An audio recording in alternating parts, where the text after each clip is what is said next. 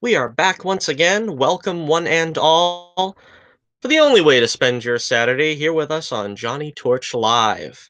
We're on broadcast number 56, 56 live broadcasts in the books.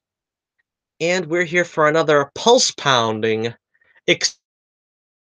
shocking, thought provoking Torch News Roundup as well. How about that? Another one this week. All the news that's fit for consumption.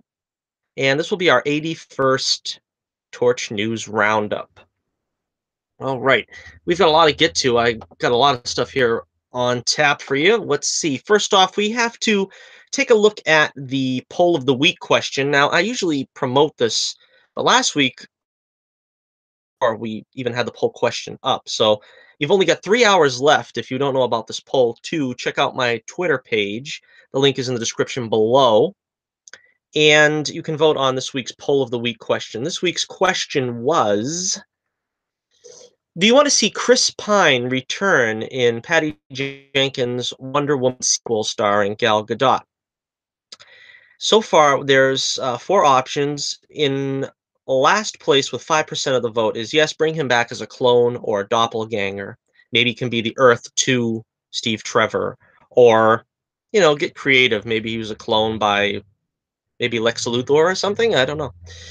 In third place, we have with 20% of the vote, yes, as Steve's descendant.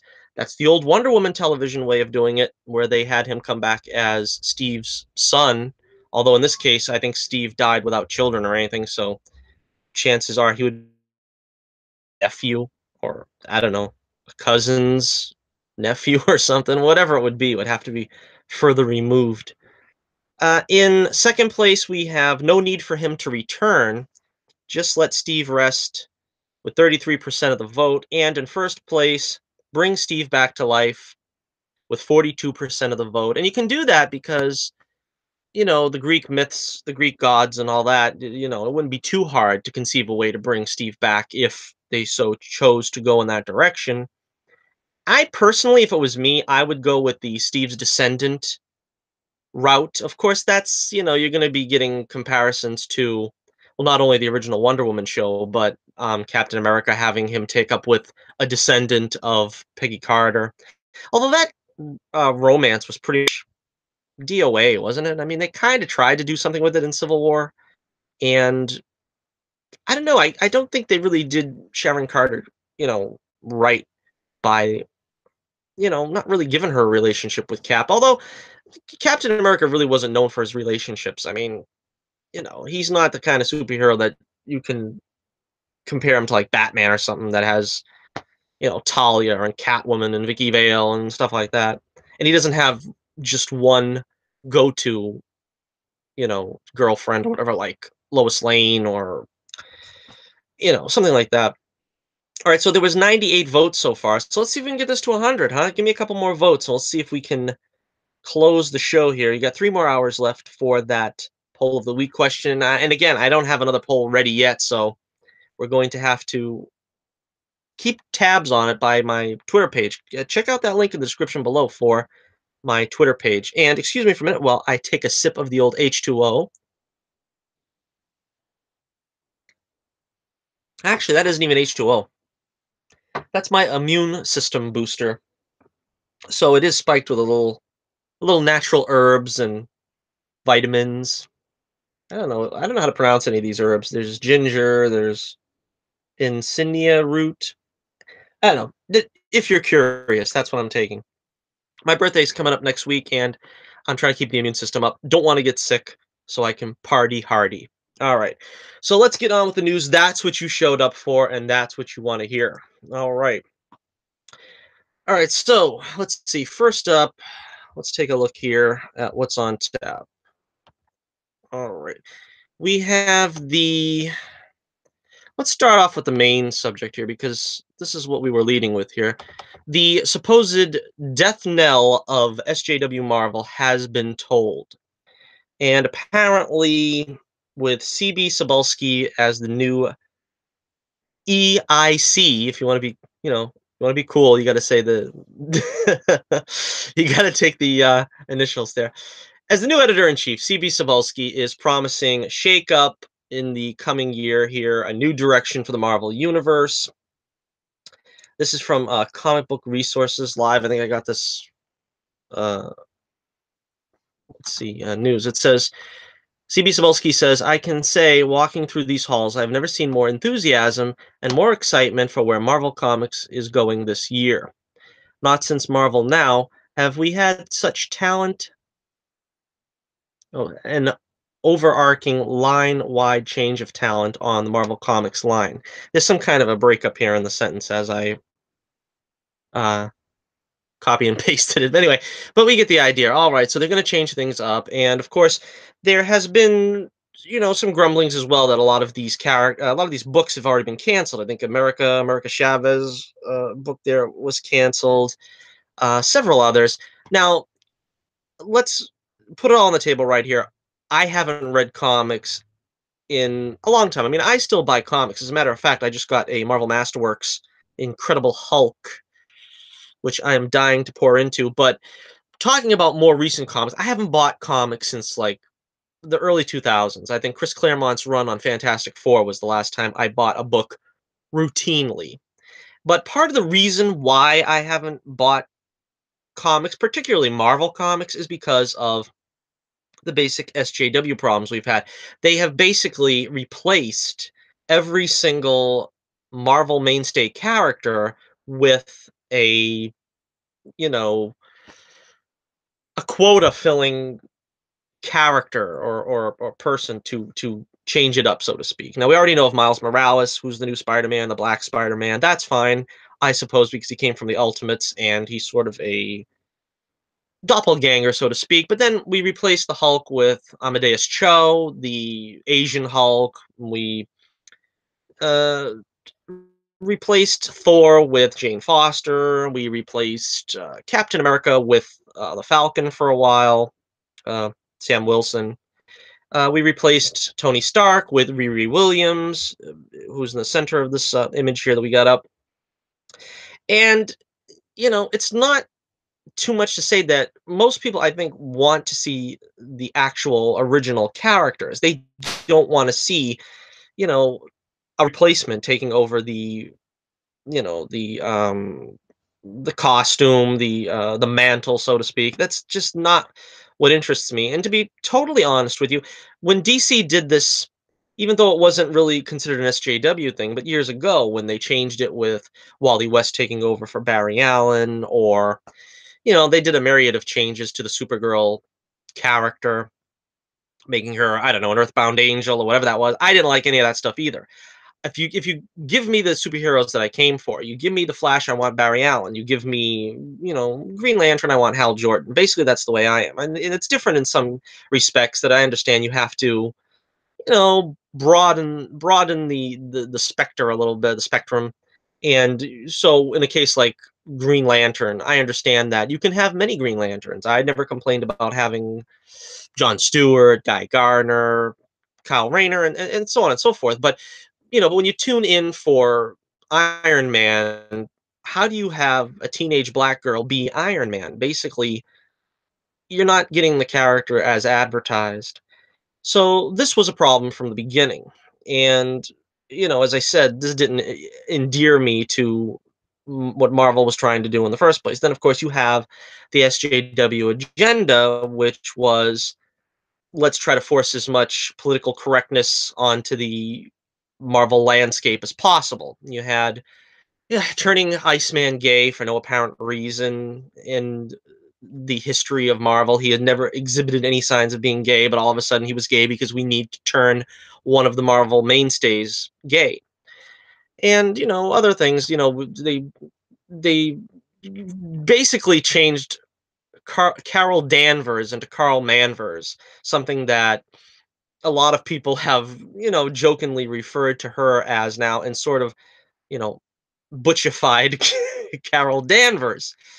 And it hasn't really there hasn't really been an area where it hasn't been affected. There was also, some pretty poor writing for some of the other characters, such as Spider-Man, and basically now that the powers that be are realizing that sales have plummeted to an all-time low.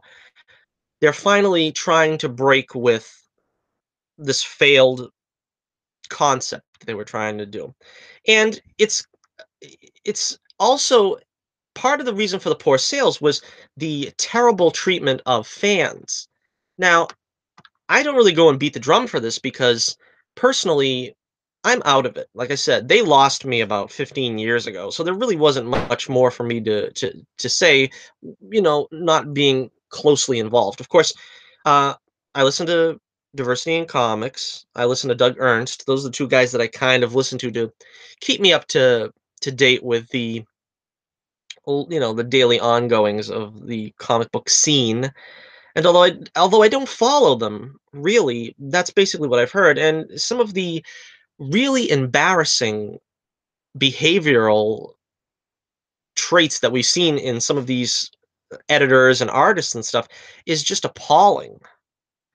And the problem is that a lot of these people are still going to be involved. So a lot of people are saying, let's not get too excited because what difference does it make if they're taking Dan Slott off of Spider-Man if Dan Slott's still going to be involved and do something else? It's, still going to be problematic. That's why I try not to hasten to say that this is the death knell of SJW Marvel because they could still very well be beating him into the ground the way they've been doing with a lot of the characters, even if they bring back Tony Stark and they bring back Bruce Banner or whatever have you. Of course, it behooves them to do this because the movies are still using the original characters, and if they ever change those characters in the movies, you can bet that it is going to let the sales plummet in those movies because people go to see those movies to see the Tony Stark version of Iron, Steve Rogers version of Captain America. So it behooves them to try to fall in line with the movie versions because the movie versions are the default, actual versions of those characters as created, as conceived. So I don't know, where does Marvel go from here? Is this going to be a full-on change where they're going to embrace their past and try to just come up with stories that are not going to beat you over the head with a political agenda, that are not going to try to appeal to as many different people as possible? But you see, the thing is I fully understand and acknowledge that a big company like Marvel or DC needs to appeal to all people. You don't just neglect having black characters and having Latino characters and so on. That's understandable. But the problem is when you are forcing them into a role where it was before that a white guy, basically. You're just taking the character out of the costume and putting somebody else in that costume to appeal to diversity, and that's wrong. That's not the way you do it. That's why I said Miles Morales basically has risen or fallen because of the character. It wasn't so much that he replaced Peter Parker, because at no time did Peter Parker get taken out of the Marvel comics. So it's not like we're saying that he had been replaced, but if they can build up something like that, where they have a character that they just build up on their own merits and not just say, well, we need X race or gender, let's stick them into X character, that's where we have a problem. And of course, obviously, also the problem being that, you know, comics are supposed to be entertainment. Now, I speak not only as a fan, but as a creator. I don't let my own politics, uh, you know, impact what I'm creating as a cartoonist. I always call myself a cartoonist because, I basically do it all in house. I mean, it's all just me. A comic book, there's like many hands at work. With what I do, it's one person's role to do it. But to get back to the point, what I'm trying to say is that, I make these comics to be escapist entertainment. I'm not trying to preach to you. I'm not trying to tell you how to live your life. That's not my job. I mean, on Twitter at times, I'm not ashamed or afraid to admit that I'm a conservative Christian and a Republican. But it's not my place to really beat you over the head with that. And that's where you have problems with a lot of people, not only in comics, but in the entertainment industry. Now, I don't really want to go on some big star's Twitter and have them continually bash me over the head that my politics are wrong and that the president is evil and what have you. That's not what I go to them for. Now, of course, there's freedom of speech and you're allowed to say whatever you want to say. But as an entertainer myself, in some microscopic way, I consider myself an entertainer. I don't feel that's my job to tell you. And like I said, I don't shy away from my beliefs and letting you know my beliefs. Of course, in the comic book industry, it's actively discouraged. And that's wrong as well. That's part of the reason why I follow some of the ongoings of this comic book story and don't close my eyes to it because I'm actually in the business. And I don't say that this treatment of other comic artists is wrong, eventually they'll come for me. Now, I'm an independent contractor. I know I'm never going to work for Marvel. I'm never going to work for DC. I'm never going to work for Image or Dark Horse. But there should not be a climate of you're afraid to say your political and religious beliefs because of fear that you are going to be excommunicated from the industry. That's wrong. And that's what I feel I need to speak on behalf of the people that are afraid to get into this industry and have a say in what their beliefs are publicly. Everybody else gets that opportunity, and it should be afforded to people on the right of the aisle as well. So, again, I don't want to really beat this topic into the ground, but I thought it was something that needed to be talked about, at least on this channel, that I haven't really broached the subject of comics in the past here, at least very much. We talk mostly about television and movies and how the superhero genre pretty much impacts those areas. And for the most part, they have been, well, I don't want to say untainted. I mean, I've made videos in the past where I criticize how heroines in superhero movies have to be covered from neck to toe because, basically Wonder Woman's the only one that's allowed to show some skin because somehow you're a pervert or something if you expect to see Wonder Woman or Supergirl wearing the traditional garb that was harmless for 50, 60 years, but all of a sudden now it's thought of as taboo. And also in the CW shows where it's kind of become SJW where it seems that they have to have pretty much lesbian characters in every series, which I find strange. I think they have in Arrow, what is it? Curtis is gay, but apart from that, I think they're all the other shows have a lesbian as you know the main touchstone of the shows. It always comes back to some kind of SJW topic about lesbianism or something. But apart from that, really, it hasn't impacted entertainment beyond comics. And I'm not familiar with Gamergate because I'm not really a big gamer, but apparently that was a thing that is sort of the, I don't know, precursor to what's happening here in comics, where basically, I guess, the people that know better than you and are going to shame you if you don't agree with them, are going to tell you this is what you need to agree with. And if you don't enjoy the way they're portraying entertainment nowadays, you're out of luck. You can be very easily excommunicated. And it's very sad too because they don't seem to understand that it's a business, that comics is also a business. It's an art form, but it's a business. Now, you don't want to, spit in the face of your customer. If you're working in Walmart, when you're working at, you know, Stop and Shop. I don't know if you have those all over the country, but here in the Northeast we have them. But I mean, I give the same respect to a guy that bags my groceries as I do to a policeman or a judge or whatever. I mean, you respect everybody that's working for you. And in the same way here, a lot of these people that are in main offices here in the business are not respecting the the consumer. I mean, there's no other way to call it, but it's art for consumption. You're not doing this just for your own enjoyment. This is something that you are doing supposedly as a benefit to your consumers. And so you have to keep that in mind. Now, like I said, I sell to everyone. I don't try to offend anyone, and I don't try to make myself appear to be superior to anyone. My beliefs are mine, and I'll share them. And if you want to discuss that, you can do that in another forum, not in comics.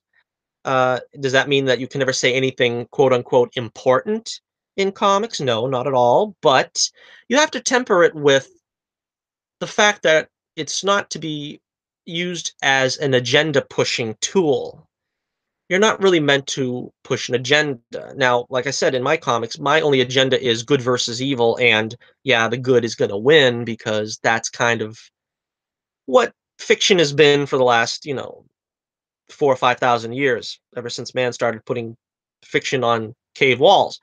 But, you know, it's not really should be used to push an agenda. And another thing that is when you're talking diversity, I don't believe in forced diversity. I think that there should be a voice for every, group or demographic or whatever, and you'll find a audience. And if you don't find an audience, that's because there really isn't an audience for whatever you're trying to sell or whatever story you're trying to tell. And in that case, you do it for your own gratification. No one's telling you to stop doing stories for one-eyed, amputees that, you know, fell off a boat or something. I don't know. But the fact remains, if it doesn't sell, that's on you. You can make whatever you want. But a lot of people in the industry are telling fans, well, just don't buy it. But the thing is you're not making these comics for your own gratification. You're making it with the intent of entertaining somebody. And if the marketplace is telling you this isn't entertaining anymore, or this never was entertaining, or, you know, you're doing something contrary to what the majority of us want to see, they have to take that seriously because you are a public company that is trying to make or allegedly there to make entertainment for your customers. So that's why I wouldn't say to anyone if you don't like what I do, if you don't like my books and you read my books and you say, "Hey, I don't get this. I don't like it." Then I'd say, "Fine, it's not for you. Find something that you like." But then that's on me as an independent publisher to take the loss and say, "Well, what I'm doing is a niche that obviously not a lot of people are getting behind." When you have a public company like Marvel or DC or Image or something like that, you have to take in consideration that you're not paying the big bucks to these artists and writers to just create things for their own gratification. If they're offending people, outwardly outright offending people, you need to take that up with the person that you've put in your driver's seat. You know what I mean? You can't just let them continue to run roughshod over the customers. Otherwise, you'll get the major backlash that you've got here. And again, is this the end? I don't know. We've got a lot of the usual suspects still involved. Dan Slott's still there, Nick Spencer, Max Bemis, Tom Brevoort, Heather Antos, Joe Quesada. It looks like all the same names are pretty much still involved. So how much are things going to change? I don't know. But supposedly, you know, see, what's his name? Let me see. Cebulski. He is supposedly going to clean house here and try to bring back the fans and not have as many disgruntled, readers of Marvel. And to be honest with you, I was probably always more on the Marvel side of the fence when it came to, if you're a DC guy or a Marvel guy.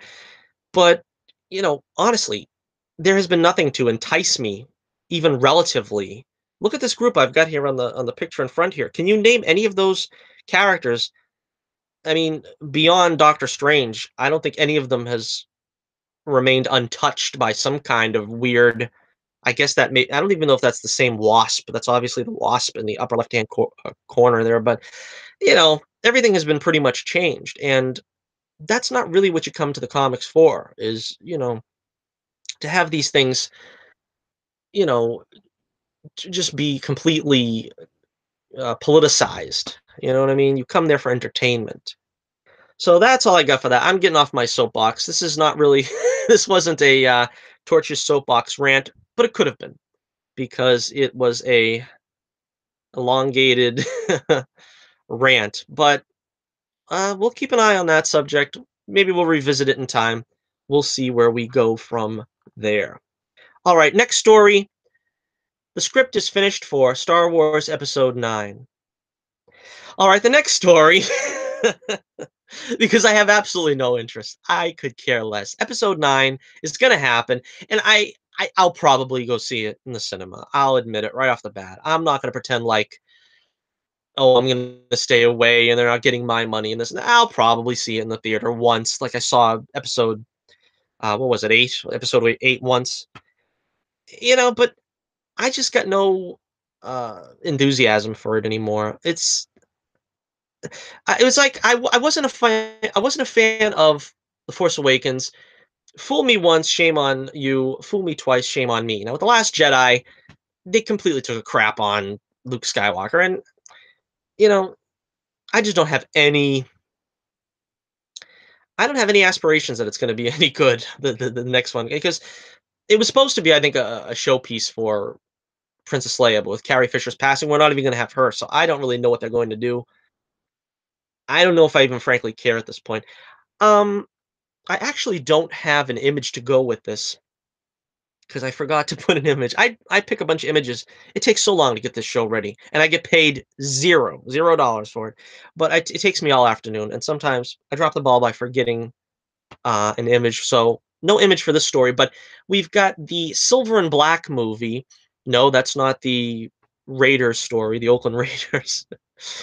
The John Gruden story. No, no, no. The Silver and Black movie, which was to revolve around Silver Sable and Black Cat, is being postponed. Lindsay Beer and Geneva Robertson Duarte, hope I'm pronouncing that correctly, were recently hired to pen a new script for Silver and Black, so the delay was almost inevitable. Gina Prince Bithwood remains on board as director. Let's see. Yeah, previous versions of the script have been written by Chris Yost and Lisa Joy. I don't know. Does anybody really expect this movie to get made? I don't. I don't think this movie is really going to get made. I think this is another one of them that's going to fall by the wayside eventually. And could it be interesting? I don't know. I mean, we're trying to embrace this Sony world of, you know, all of Spider-Man's villains getting their own movies. It doesn't particularly bode well for interest going forward. I don't know. Anyhow, let me know what you think in the comments below for the Silver and Black movie, the Black Cat and Silver Sable movie. Okay, let's get the next image up here. What is this next story we're covering? Okay, this is an interesting one. Hello, gorgeous. Wow, look at that face. Face only his mama could love. Blake Ritson. Blake Ritson is cast as Brainiac on the upcoming Krypton series for the Sci-Fi Channel. I'm going to take another sip of water here. If you can't hear my voice for a second, the connection is still good. Just let me take a sip. Okay. Now, this is apparently the way Blake will look in costume on Krypton, the Sci-Fi Channel show. The tag here says, the synopsis, so to speak, says, Krypton takes the Man of Steel mythology back to Superman's home planet 200 years before baby Kal-El would eventually escape to Earth. Seg-El, played by Cameron Cuff, is the hero's grandfather, a headstrong young man dealing with the politics of Kandor City and fighting for the honor of the House of El. Publicly ostracized after Seg's own grandfather was branded a traitor. Time traveler Adam Strange, played by Sean Sifos, arrives to tell Seg about his grandson Kal-El's exploits, but also to warn him of the coming of Brainiac, a being known as the Collector of Worlds. All right, so that's a pretty good-looking makeup. I don't know, is that a mask or something? I don't know if that's a full pullover mask or if that's just makeup. I don't know what this guy looks like without makeup, without the mask or something. So I don't know, but that pretty much looks like the way I would expect a Brainiac in live action to look. And they're really stealing the thunder from like Man of Steel 2 or whoever that would use Brainiac again, because that looks like a really great makeup for him. Uh, as I've said before, if you've watched the show many times, I'm not a big Brainiac fan. I don't really care for the character.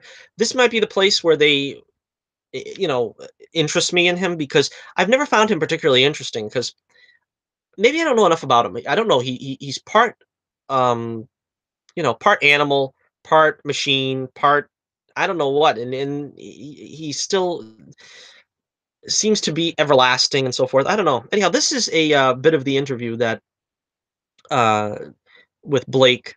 He says he traverses the universe in a gigantic skull ship, ripping cities out of planets, miniaturizing them, and placing them on board. But he does so in the spirit of conservation.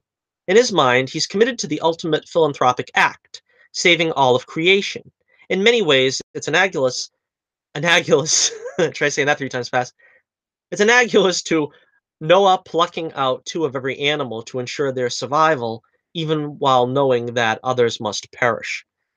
I never thought of it like that. That's actually pretty cool. He's sort of like a space Noah, where he's trying to save parts of civilization before they blow up and stuff. That's cool. I never really thought of that before. That's an interesting concept. Um, yeah, so that's about it. What do you think about this? What do you think about Brainiac on Krypton? Is this going to be another one of those things where you're going to see all of his villains before we see, Superman? Of course, we're not going to see Superman in this because this is about Soup's grandfather. This isn't even about Jor-El. So I mean, Jor-El is like a gleam, gleam in his parents' eye at this point. So I don't know. We'll see. We'll see how that goes. Let me know what you think about Krypton. All right. Next up, we have. I'm still covering, even though I haven't been watching Riverdale. I haven't seen anything but the first episode. We're still covering this story of the chilling adventures of Sabrina. This is the spin-off that is going to go to, I don't know if it's a spin-off. I mean, spin-off would suggest that Sabrina was on Riverdale, which she's not, so I don't know what you would call this, but a companion series, if you will. Um, the beautiful Miranda Otto is going to be playing Sabrina's aunt, Zelda, on this show. Now, this is not going to be anything like the Melissa Joan Hart show. This is not a situation comedy. This is going to be like dark stuff. So I don't know. I always liked Miranda Otto. I always wish she got more. This is kind of not what I was expecting, to get her into a comic book franchise, but I don't know. Uh, Kiernan Shipka is going to play Sabrina Spellman, and also they have cast Sabrina's other aunt, Aunt Hilda, with Wonder Woman's Lucy Davis. Remember Lucy? She was Etta Candy in Wonder Woman. So yeah, a couple of familiar faces there. That might not hurt. Also, Richard Coyle as Father Blackwood has been cast. Uh, I'm not familiar with that character from the comics. I wasn't a huge Sabrina reader. I used to get those digests, and they would have like 1 or 2 Sabrina stories in it. Actually, about a year ago, I got the 75th anniversary digest of Archie Comics. That was great. Archie Comics is really, underrated. I mean, they're like, at least they were. I mean, that's another thing where they kind of changed the thing now, where they make, Archie in the afterlife and stuff like that. That's not stuff I'm talking about. But I mean, if you go back to the classic Archie stories, it's just fun escapism, and it's just like a fun way to, lose yourself for a half hour when you read, some of that simple stuff. Is Archie going to be able to get to the malt shop in time and stuff? I mean, that's fun stuff to read once in a while, and we take it for granted. I think that kind of genial comic storytelling. All right, so yeah, so let me know what you think about Miranda Otto. Ewan, I can't even pronounce her name from Lord of the Rings. I can't pronounce names anymore. That's how you know when you've lost it. But anyhow, uh, Sabrina news there, right on tap. Okay, let's go on now to the other big story. This is the other big story of the week. We have Joss Whedon has been cast. Has been cast. Joss Whedon has been axed from the Batgirl movie. All right. Joss Whedon has been axed from the Batgirl movie. Now, I'm trying to find my notes. That's the reason why I'm a little distracted. But okay. So, uh, Joss Whedon, of course, had his own particular list of foibles. That's probably what led to his departure from this show, from this movie, because there was a lot of stuff going on about his cheating on his wife and stuff. And let's call it what it is. Basically, with the success of Wonder Woman and in this, politically correct climate, you're not going to see a man working on a movie with a female protagonist. It's almost the same thing as, like I said, with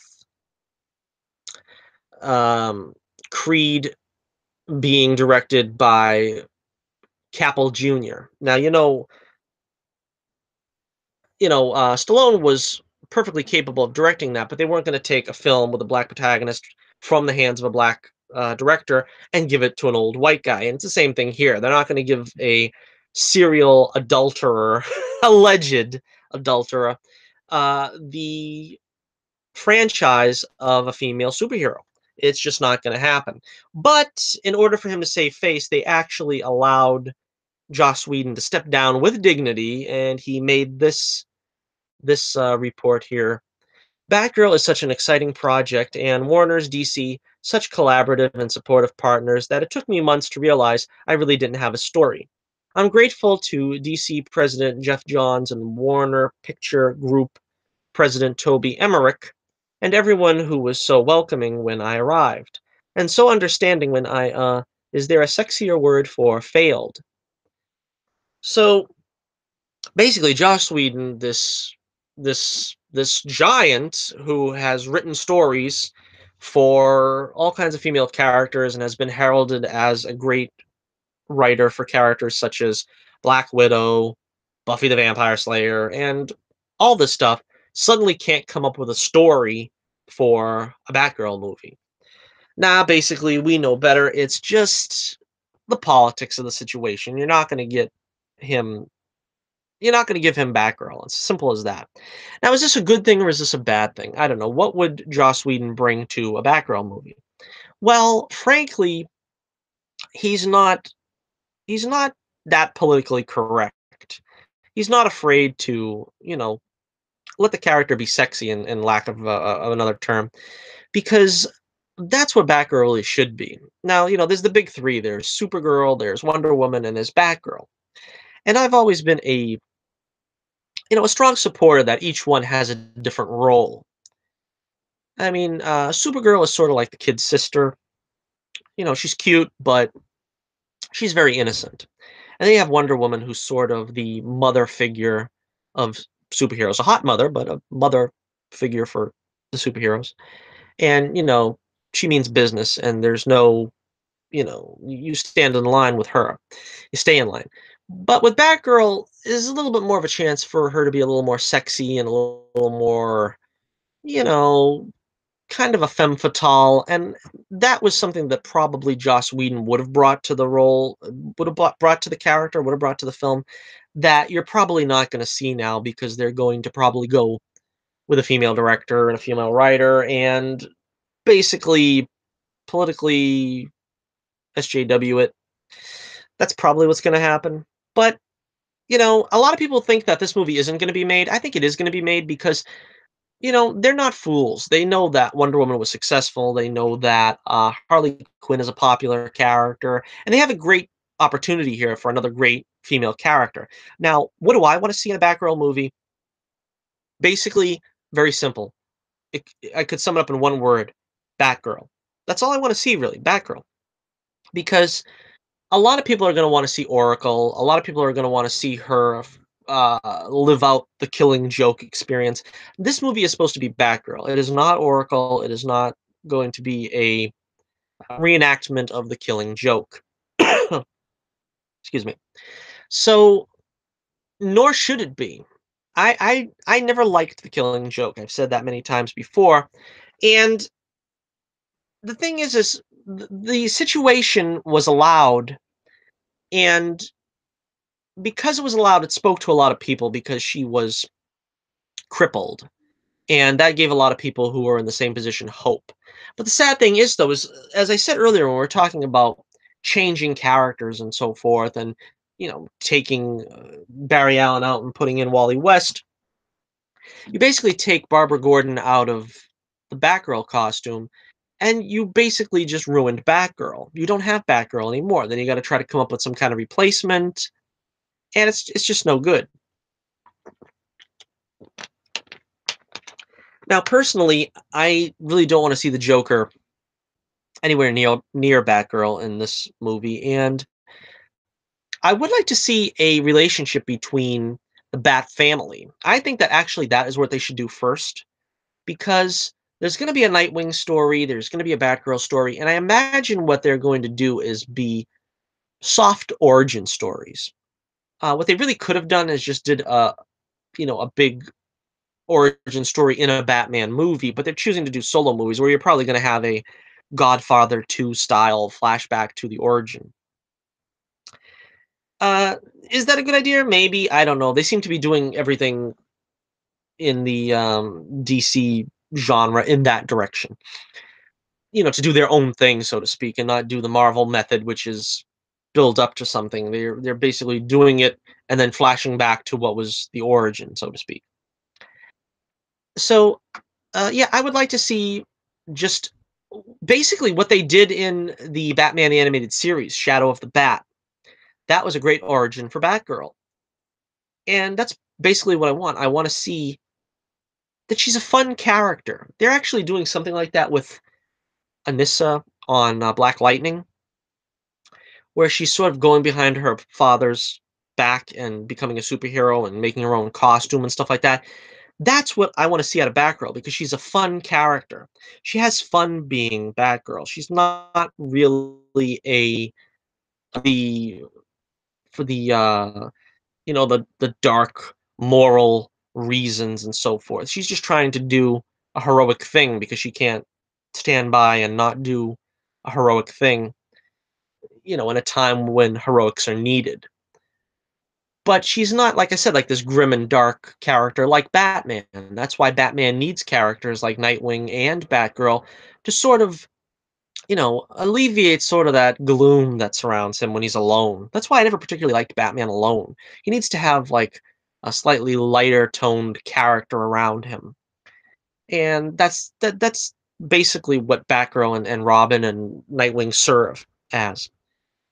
But yeah, this that would be great. That's what I want to see, and hopefully they find another director soon. Hopefully they get somebody to write this thing and get it done. And I would love to see Karen Gillian play Batgirl. That's my casting choice, and hopefully it gets done soon. And let me know what you think about the proposed Batgirl motion picture. Is it going to happen? Is it not? Let's hope so. Uh, Sticking with that, let's take a look now at the Aquaman movie. This is some more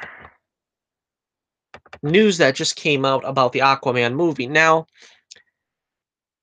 this is all pretty much hearsay, but they had a screening of James Wan's Aquaman movie, and according to a couple of sources, it went over very well.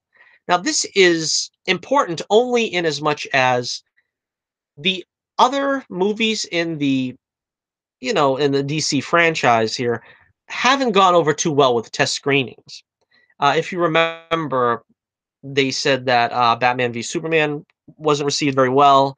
Justice League was considered a mess, which is what kind of led to the reshoots, by the way, which a lot of people didn't like, since we're piggybacking on the Joss Whedon story.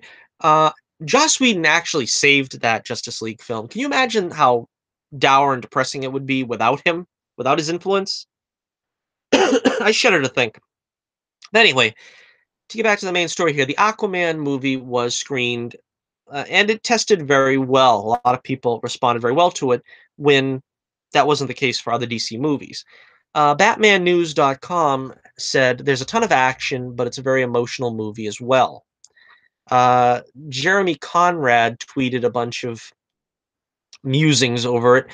He pointed out that he didn't see the film, but he spoke to people who did. So, from his secondhand account, he said, "From the sound of things, if you loved Jeff Johns' run on the comic during the New 52, you're going to want to get your tickets immediately." He also said Aquaman is set after Justice League, and Steppenwolf's defeat is specifically mentioned in the movie. And, possibly more important than anything else, he says Aquaman does have his classic look in the movie: gold tunic, green pants, and gauntlets. So that's very exciting because I've had a good feeling about this film all along because James Wan has stressed that he is going to play this one by the book. He's not going to try to reinvent the character. The character, to an extent, is being reinvented already with Jason Momoa's portrayal and Zack Snyder's original concept of Aquaman being sort of a gruff, tough guy, kind of.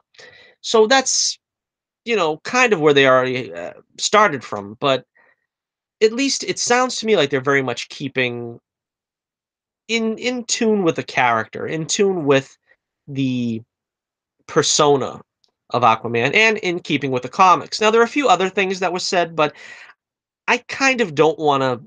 I don't want to skirt giving spoilers. So suffice to say, I think the villains are depicted very accurately as well, according to this uh, report. They say that Black Manta is also very closely realized with his comic book counterpart. He looks very much alike the comic incarnation of him. So this sounds very good. This sounds exciting. Looks very exciting. And so let me know what you think about Aquaman, the movie. We've got a long way to go before that shows up. That's in December. And let's see. All right, this is another big story that we were looking forward to hearing something about. Creed 2 has found their son of Drago. Creed 2, son of Drago. I'm going to try to pronounce this guy's name, but Florian Montuna will be playing Creed, Adonis Creed's opponent in Creed 2. And Sylvester Stallone broke this news, and he also showed an image here. This is sort of a truncated image, but an image of Adonis Johnson going up against Drago Jr. and Drago in his corner and Rocky in Creed's corner.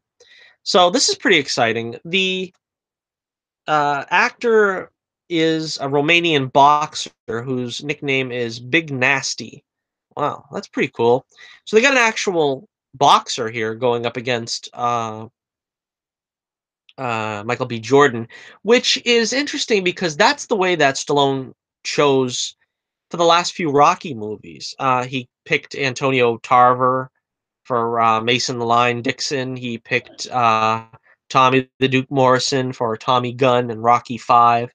So interestingly, Stallone goes for real boxers to make it a little bit easier to make the action scenes a little more palatable, I think, than just picking picking actors that look like boxers. He picks boxers that can act or a semblance of acting. So let me know what you think about this one. This looks exciting. We're going to see a rematch. We're going to see a Creed and Drago rematch on the big screen, a good 30 odd years after the tragedy of Apollo Creed. And just exactly how is Rocky going to take this? Because this is not only going to be Creed versus Drago, this is going to be also Rocky versus Drago. This is going to be Balboa versus Drago Part 2. And what is Ivan Drago Senior? What's his outlook on life now after all these years? We're gonna find out, and that's gonna be pretty cool. All right, so let me know what you think about Creed 2. All right, do we have anything else here for your consumption? No, I think that's about it. Now we will. So thank you if you tuned in for the Torch News Roundup number 81. We are going to go now to This Week in Comic Television, and we'll look at this week's episode, which was, what was it called? I don't even have the title for these things. Oh, it was called Here I Go Again. Here I go again on my own. No, it had nothing to do with the 80s. It actually had something to do with the 70s, because all the team, or well, most of the team were in 70s fashion. And to be honest with you, I was disappointed that we didn't get to see the mission of the team in the 70s when they were dressed like ABBA. And that was kind of the joke. They were dressed like ABBA, but we got to see ISIS have a a little character building, which was good. But I wanted to see the ABBA episode that we didn't get that preceded the story. And and Sarah looks great there, doesn't she? She always looks great, no matter what time period they put her in. But she looks great in ABBA costuming. All right, so let's get to the story now. Isis is apparently going to be the new mechanic because they don't have a mechanic now that Jefferson took off. So I guess she was. They kind of jumped the gun because spoilers, but we know Wally West is going to be in the show, and if I remember correctly, wasn't he a mechanic too? I mean, he was trying to get a patent for an engine or something. So they kind of jumped the gun trying to make her a mechanic, or maybe that's the reason why they made her a mechanic because she didn't know what she was doing, and the ship kept blowing up over and over again. But so she argues with Sarah, who pulls rank on her, which was understandable. She's the captain. Oh, captain, my captain. So Isis caused the time loop. No, actually, she didn't cause it. That was the funny thing. It wasn't her fault, but it was a very Groundhog Day thing where the same day was happening over and over again. In this case, I think it was the same hour. Um, Nate is the one that brings up Groundhog Day and tells her to tell him Groundhog Day to sort of have shorthand, not have to explain it to him over and over again after every hour when this happens. Meanwhile, Mick had a mission with Napoleon apparently, and he trashes that ABBA 8-track, which was funny leading up to the resolution of the story. So anyhow, it's basically up to ISIS and Citizen Steel too, even though basically don't get in their costumes ever at all. I'm gonna call them that. They investigate all the other shipmates. Mick is up to a romance novel. They eventually enlist Adam, and they try to investigate Sarah. Uh, she has another lengthy conversation with Ava, who was again the next lesbian relationship that's going to be taking screen time away from the show. A lengthy conversation here in this case. They just pander to the shipper so obviously. And Sarah ends up killing them with with a newspaper because they're shrinking down and overhearing her conversation. At this point, Nate urges Isis to just go nuts, and she does like that funny montage thing there, and does the laundry, the laundry scene with her with the cue cards. That was really funny. I liked it. Basically, Isis almost kills herself, and after that, everyone believes her finally, because at least Sarah wasn't listening to her at first. Now they find Gary trapped in the trash compactor, and it was him that caused the time loop. Mick smashed the time loop. I mean, Mick smashes the time loop generator, but the problem is there's a bomb on the ship in the 8-track tape that Mick already trashed from the ABBA 8-track earlier in the episode. So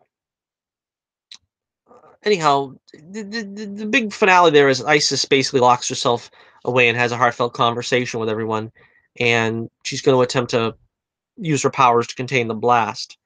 Come to find out, a very strange Good Witch of the North type thing happens where Gideon is behind the whole thing, and she tries to bring Isis closer with the rest of the team by this semi-traumatic experience.